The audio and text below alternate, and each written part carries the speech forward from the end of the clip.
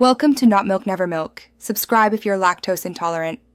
In this video, I will show how to make pickled onions for pho.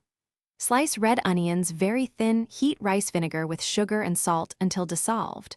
Pour over onions in jars, press down to remove air, let cool, then chill for at least 1 hour before serving for best flavor. Taste and adjust acidity if needed, add a pinch of sugar or a splash of lime for brightness, and use on pho or sandwiches. Measure vinegar, water, sugar, and salt precisely for a reliable brine every time. Warm the vinegar and water together, stir in sugar and salt until completely dissolved, and pour the hot mixture over the sliced onions.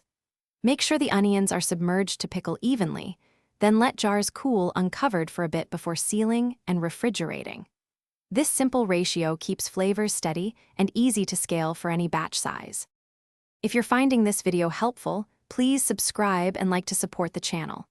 Quick recommendation: the Shark AI Ultra Robot Vacuum was a game changer in my kitchen chaos demo. It finds crumbs under chairs and responds to voice control, making cleanup almost fun. Check the description for the link and other deals, and grab one if you want less sweeping time.